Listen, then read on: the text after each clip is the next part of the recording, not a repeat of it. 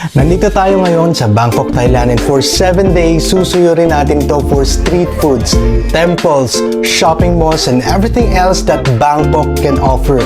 Kasama sa ating trip ang ancient city, floating at railway market, ang majestic na Grand Palace, at syempre, hindi mawawala ang food trip natin sa mga street foods. Hanggang Chinatown, pupuntahan natin yan. Magsha-shopping tayo sa Pratunam, mag-cruise tayo sa Chao Phraya River, at i-experience ang iba't ibang night markets dito sa Bangkok. Excited na kami sa biyahe na to, kaya tara, samahan nyo kami. And this is Bangkok.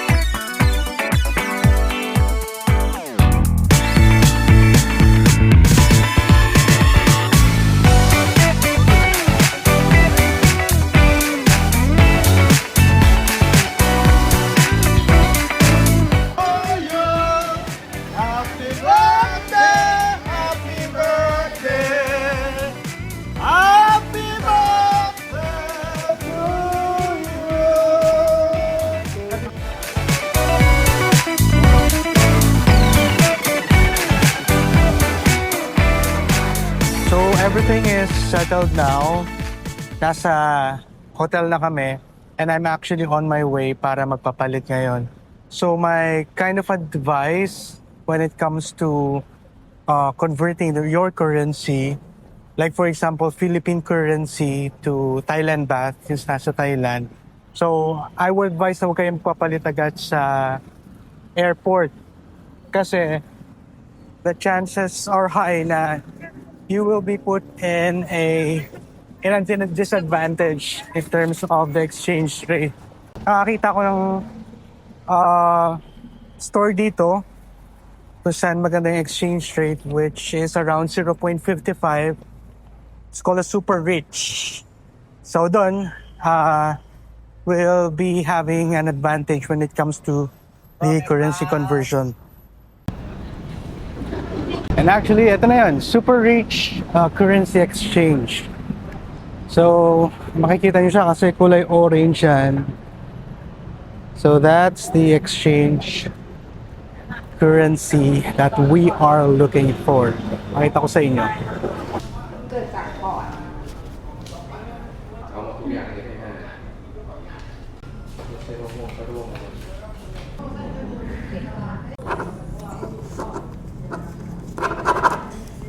That's a good hack.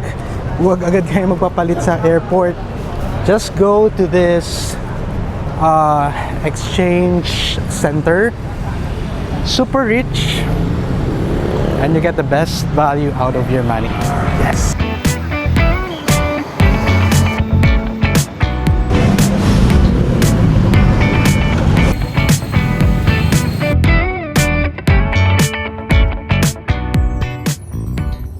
Nandito na tayo sa ating first stop, ang Jod Fairs Ratchada. Alam nyo ba na nagsimula ang Jod Fairs bilang isang maliit na night market lang na nag-o-offer lang ng street foods at local finds. Pero ngayon, isa na itong super popular na spot dito sa Bangkok. Kaya kung mahilig ka sa food, shopping at night vibes, this is the place to be mula sa street food stalls hanggang sa unique finds. Ubus talaga ang oras mo dito.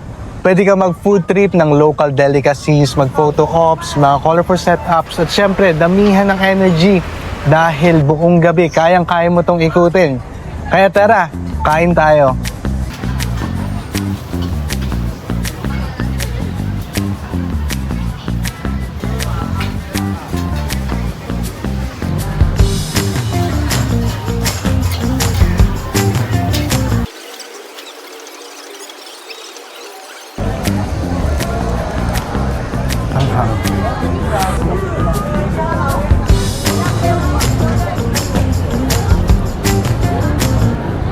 Crocodile, matigas ang meat. Ang masarap. Alright, dahil makakami yung kinain natin, let's eat something that is sweet.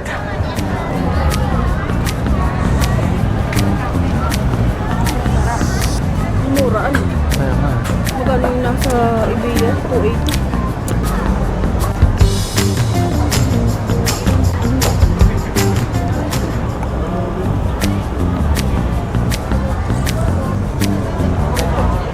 Hindi ako, balik ko na lang.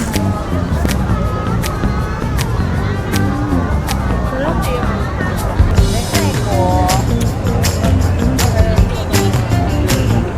Mamaya, gini malay ka.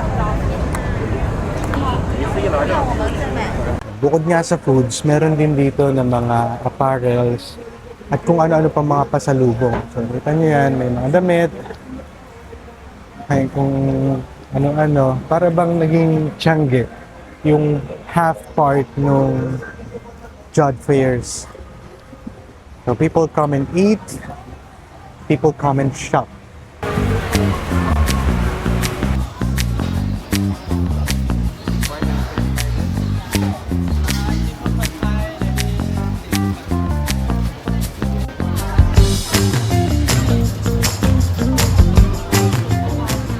Good morning, it's September 18 at kahapon we just arrived dito sa Bangkok and very light lang yung naging activities natin. We just went outside during late afternoon all the way to the dinner just to experience a bit of the night market sa Rama 9. For today, meron tayong exciting na Klook activity.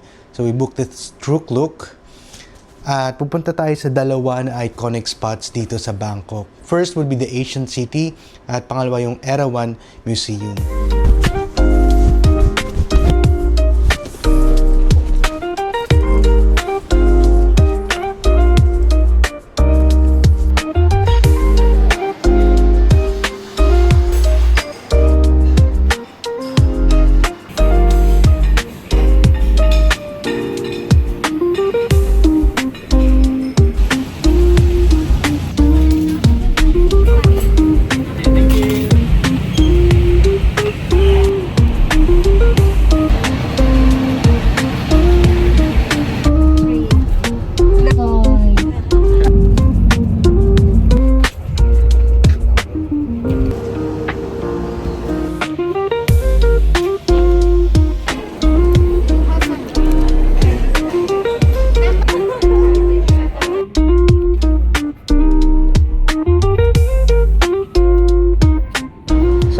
Ito na nga, after 1 hour of bus, andito na tayo ngayon sa Ancient City o tinatawag din nila itong Muang Boran.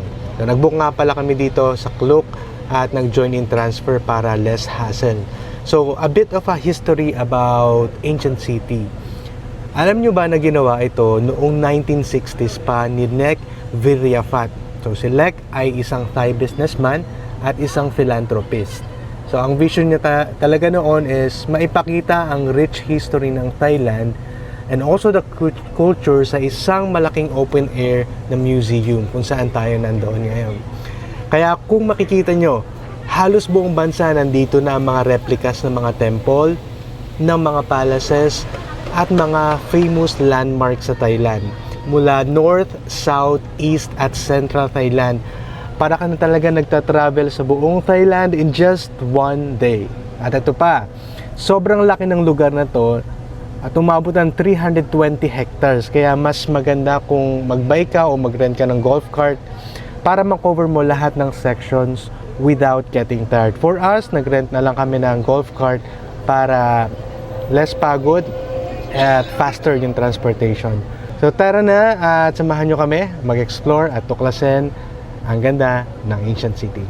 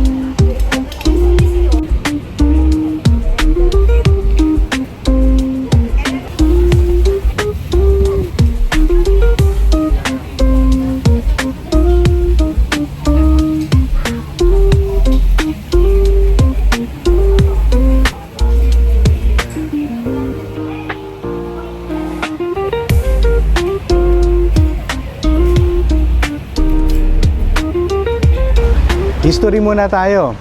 Alam nyo ba, way back 3,000 years ago, tanging ang mga hari lang ang may karapatan na sumakay sa mga elepante.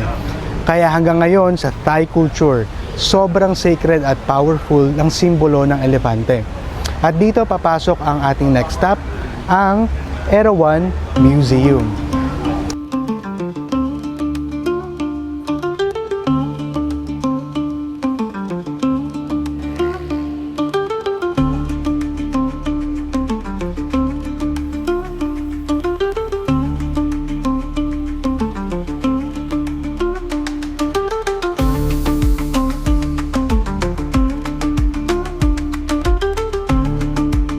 Ginawa din ito ni Mr. Lek Viriacat. Siya rin ang nagtatag ng Ancient City at ng Sanctuary of Truth sa Pattaya.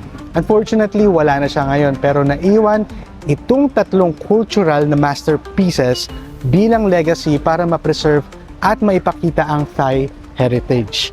Makikita nyo agad sa labas yung iconic na three-headed na elephant inspired by Airavata mula sa Hindu mythology, o tinatawag nila na Erawan sa Thai. Pero buong structure ay gawa sa iron at bawat bahagi nito ay may symbol, katulad na lang ng ulo. Ginawa nila ito bilang isang prayer room kung saan pwede magdasal at mag-reflect. Sa loob naman makikita ang halo ng Buddhist at Hindu beliefs, intricate artworks, sculptures at cultural na mga artifacts sa side ng Thai culture. Sobrang breathtaking ang detailing at ramdam mo talaga yung mix ng artistry at spirituality habang pumapasok ka lang doon sa loob ng museum na ito. So tara, samahan nyo kami at tuklasin natin ang loob ng Erawan Museum at alamin ang kwento sa likod ng iconic na three-headed elephant na ito. Let's go! So itong Erawan or yung Airavata sa Hindi mythology, ang sasakyan ni Indra, the King of Heaven. Ang tatlong ulo niya ay may malalim na kahulugan. Number 1 is yung underworld head, representing yung spiritual underworld o yung patala. Number 2, ito ang earth o yung mortal head, representing life here on earth. Ito ang sumisimbolo sa daily human experiences at connection natin sa mundo at sa society. At number 3, last, heavenly head, representing the divine spiritual realm. Dito makikita ang harmony, peace, at enlightenment.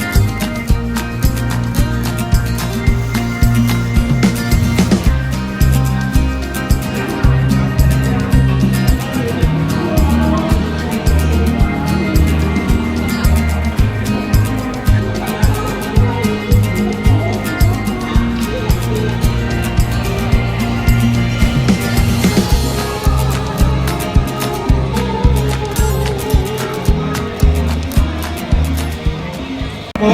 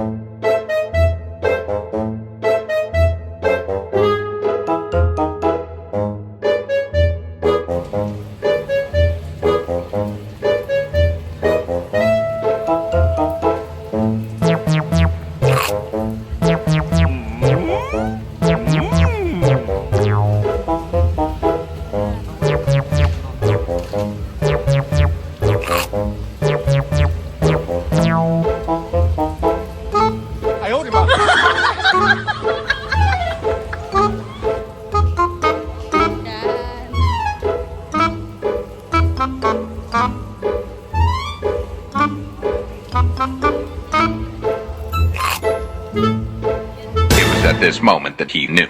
He fucked up.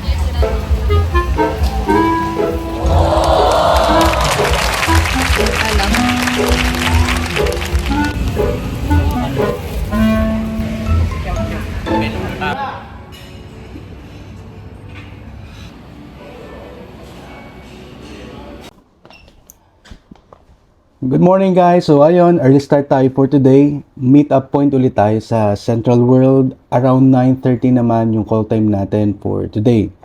From there, diretso tayo sa Damnoen Sarawak Floating Market. So if you're going to visit Bangkok, classics pa dito dahil dito mo makikita yung mga bangka na punong-puno ng pagkain at paninda.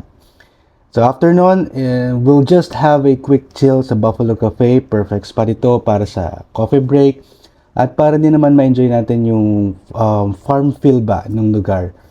So then, punta tayo sa Maeklong Railway Market. Ito yung palengke naman na literal na tumatawid yung tren sa gitna. So sana masaktuhan natin na may tren na dumaan para makita naman natin in action yung mga pagliligpit ng paninda nila yung mabilisan. So ready na kami for day 3. Tara, sama kayo.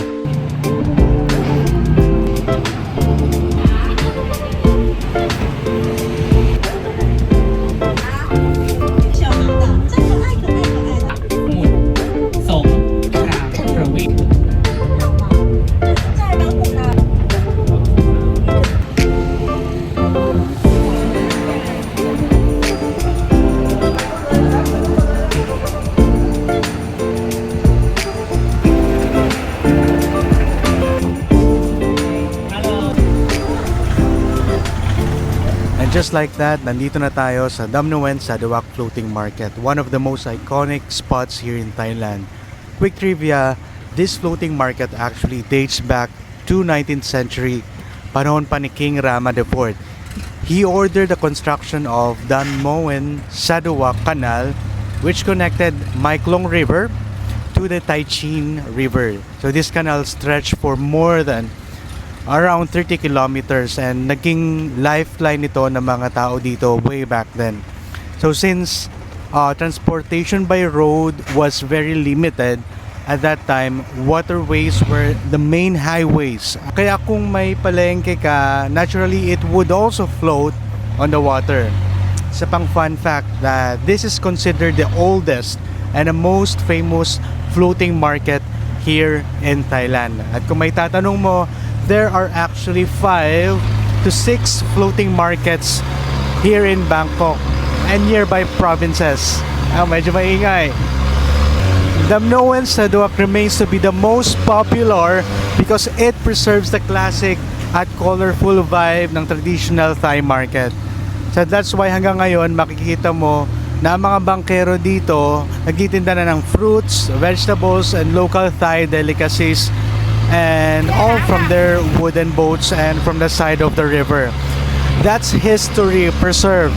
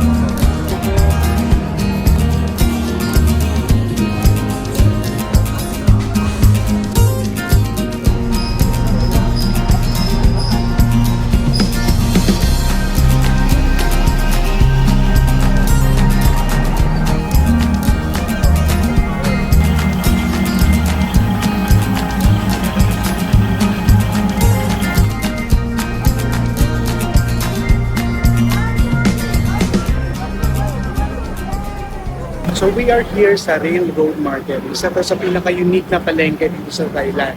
So this market is built along with an active railway track and vendors have been selling here for decades. So nangyayari dito pag may dumadaan na tren, which happens to be several times a day, they quickly pull back their awnings and goods, then set everything back up in just a couple of seconds.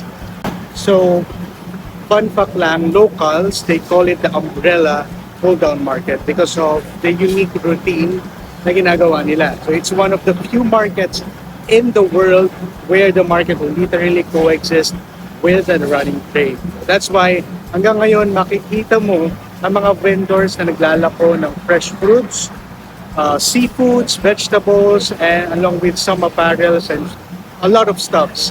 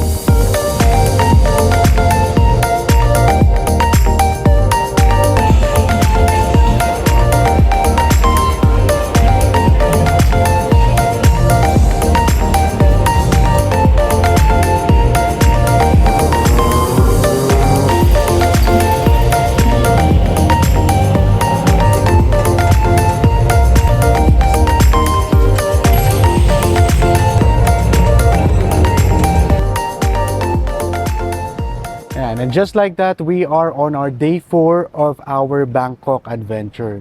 For today, nothing too hectic kasi this is one of the chill day lang kasi medyo pagod tayo for the past day. So we're just transferring to another hotel. So this time, medyo closer tayo dun sa mga temples dito sa Central Bangkok. So our home for the past few days, itong Sentara Watergate Pavilion Hotel. Grabe, we really enjoyed our stay here. Super convenient ang location nito, right just at the heart of the city center. Walking distance lang ito sa mga shopping spots, mga food places, and it just made our exploring sa Bangkok very easy and convenient. Definitely, sulit ito for travelers who wants comfort at accessibility at the same time. But for now, it's time to check into our next accommodation, ang Grand China Bangkok. So bakit nga ba ito ang pinili namin? Well, first, it's just right at the middle of the Bangkok's Chinatown districts, which means it's one of the most oldest and most vibrant areas of the city. That also means na mas malapit na tayo ngayon sa mga iconic temples like yung Wat Pho, Wat Arun, at even yung Grand Palace. Perfect spot ito for our next leg of our tour. Pangalawa, I want a different vibe naman this time. So while Sentara Watergate gave us like a modern city feel, Grand China offers more on like a cultural at local experience. So that the surrounding streets are full of authentic na mga kainan, mga traditional shops, and of course, the energy ng Chinatown both sa umaga at sa gabi. So today, we will gotta take it slow, settle in, and get ready for temple hopping adventures coming up. So from modern convenience to cultural immersion naman tayo ngayon. So that's the beauty actually of moving around when you travel.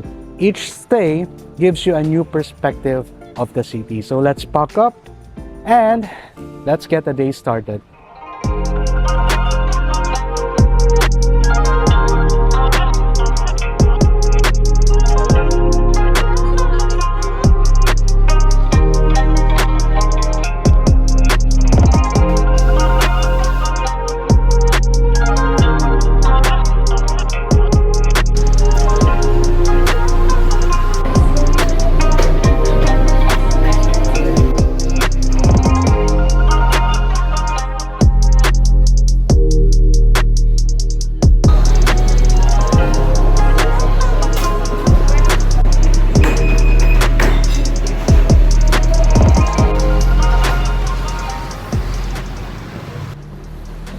Hey guys, good morning!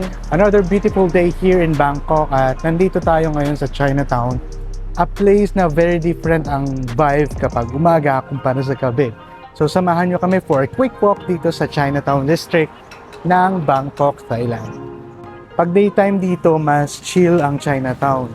Hindi pa masyadong matao, so perfect ito kung gusto mong mag-explore ng mga traditional shops at temples. Napansin ko sa Chinatown dito, compared sa ibang Chinatown na napuntahan na namin, napakaraming gold shops. As in, ilang steps mo pa lang, another shop na ulit ng gold ang makikita mo.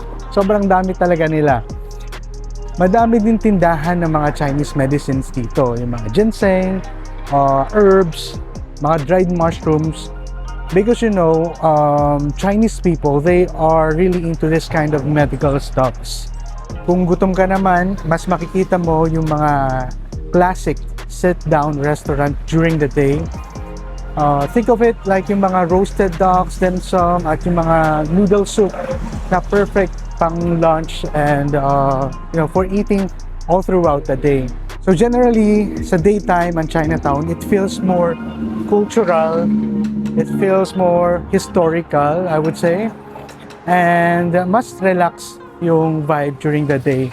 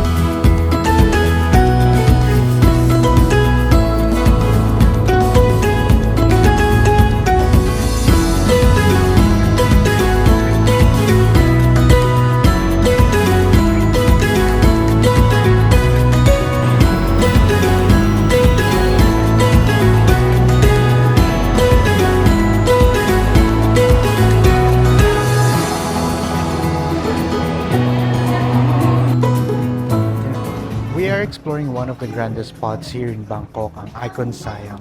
So, tapos mamaya sasakay naman tayo sa isa sa mga river cruises along Chao Phraya, which is the Opulence River Cruise. So just imagine a shopping mall na hindi lang basta-basta na mall at naging landmark or cultural landmark na din ng Bangkok. Dito mo makikita lahat from luxury brands like Chanel and Gucci hanggang sa mga local Thai street food sa loob ng Suk Sayam. So parang indoor floating market ito, showcasing yung mga different parts of Thailand. Kung mahilig ka naman sa art and culture, marami din ditong exhibits and performances. Siyempre, hindi mawawala ang breathtaking view ng Chao Phraya River just right outside the mall. Pero guys, the highlight of tonight's is waiting for us. So after natin ma-explore ang Icon Siam, we are hopping to the Opulence River Cruise. So isa sa pinaka-luxurious dinner cruises dito sa Bangkok.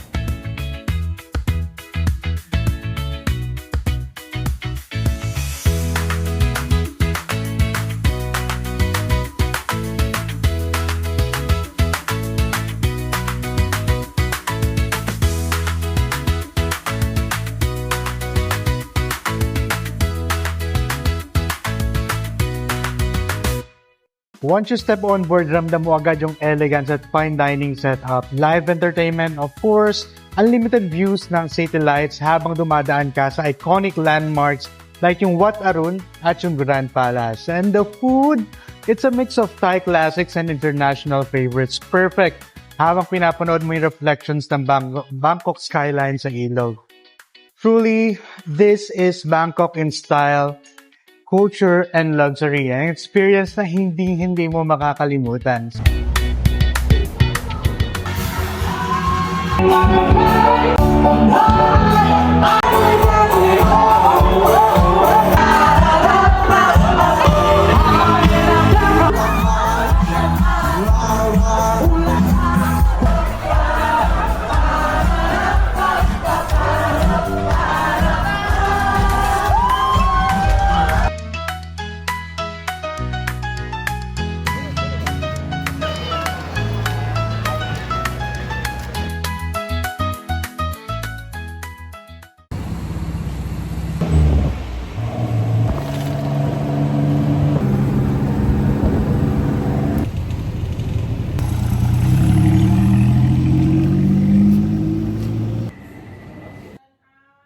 Today is extra special kasi we booked this tour the last minute via Klook, operated by the Trip Guru. And guess what?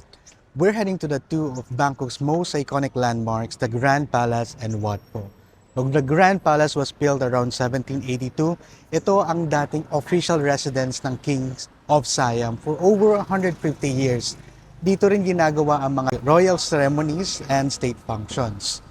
Inside the complex, makikita natin ang napakaganda na Temple of the Emerald Buddha, isa sa pinaka-revered at religious images sa buong Thailand.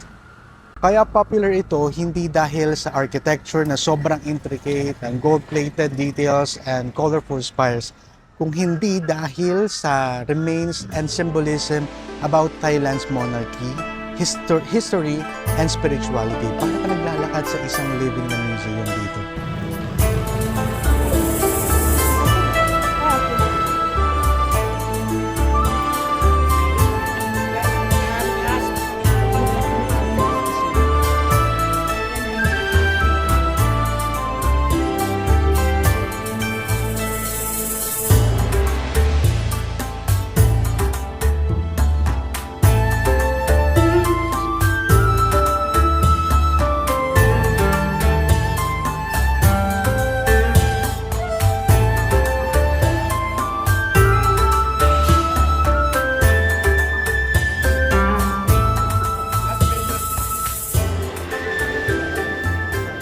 So we just explored yung Grand Palace, also known as the Golden Palace.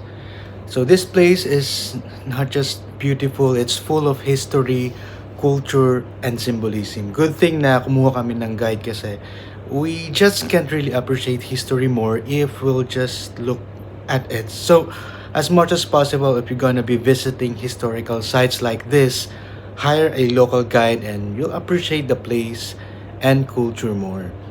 So if you are in Bangkok, huwag mo tong palampasin kasi I think this is the best way to experience the history of Thailand.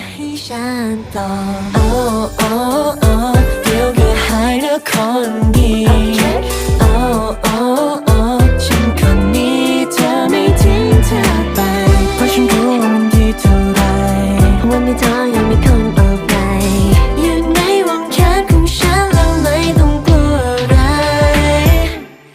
อ้อมแค่นี้เป็นของเธอ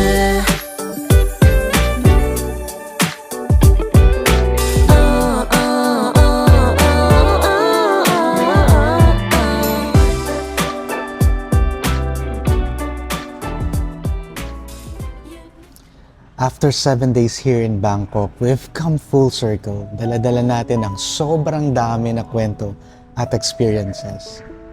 Bangkok gave us the best of everything. From excitement na pagpunta pa lang sa mga night markets, like yung Jod Fairs, Chinatown, to the rich cultural experience sa Ancient City, Erawan Museum, and the Golden Palace. We tasted the street foods of Bangkok, cruised along the Chao Phraya River, and explored the floating markets and the railway markets that felt like, I don't know, I'm just happy that this time I am with my wife to experience all of this and not just another business trip. It was a journey of flavors, colors, and culture. A mix of history and nightlife that made our 7 days here in Bangkok truly unforgettable. From the temples, to night markets, to floating adventures, to street foods, Bangkok gave us a little bit of everything. Kaya hanggang sa susunod na gala natin, Bangkok, Kapong Krab.